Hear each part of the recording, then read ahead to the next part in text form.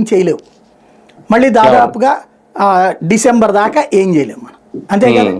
August September అక్టోబర్కి వచ్చాక అప్పుడు మళ్ళీ చలికాలంలో ఏమైనా పనులు చేసుకోవాలి. ఈలోపు మళ్ళీ ఇప్పుడు నిన్న వర్షం వచ్చింది, నిన్న ఐకానిక్ టవర్స్ దగ్గర మళ్ళీ నీళ్లు చేయండి, మళ్ళీ తోడుకోవాలి. మళ్ళీ రేపు వర్షాకాలం వస్తే నీళ్లు చదివితే మళ్ళీ తోడుకోవాలా, మళ్ళీ ప్రారంభించాలా, ఎట్లాగ ఇప్పుడు? అంటే నవంబర్ నెల వరకు పనులు నాకు తెలిసి నత్తనడకనే సాగుతాయి. ఏం చేయగలుగుతారు వర్షాకాలం వస్తే?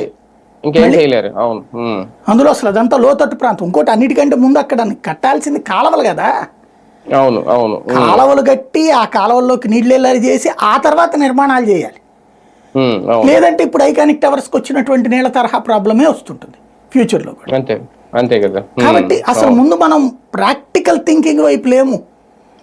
రెండవది ఏంటి, ఇప్పుడు నిన్న అతని పేరేంటి వంశీ మీద పెట్టినటువంటి కేసుల్లో అక్కడేదో ఇసుక మట్టి తవ్వుకున్నాడని చెప్పి విజిలెన్స్ వాళ్ళు రిపోర్ట్ ఇచ్చారని చెప్పి ఒక కేసు పెట్టారు. గుడ్. మరి ఇప్పుడు ఇసుక ఎవరు తింటున్నారు, ఇప్పుడు మట్టి ఎవరు తింటున్నారు? ఈ రేపు పొద్దున ఇట్లాగే కరెక్ట్ అయితే రేపు పొద్దున మళ్ళీ ఇంకొకళ్ళ కేసు పెట్టుకుని నెక్స్ట్ వచ్చి చేసుకోవచ్చు కదా. అంటే ఇసుక మీద కేసులు పెట్టాలంటే 175 నియోజకవర్గాల్లోనూ పెట్టచ్చు సార్ అలా అనుకుంటే. అదే అనేది, అంటే ఒక గన్నవరంలోనే కాకుండా క్రిందటిసారి జగన్ టార్గెట్ పెట్టుకున్నది ఒక 5గురినో 10 మందినో అనుకుంటా. ఆ 10 మంది వరకు కన్ఫైన్ అయ్యాడు. వాళ్ళ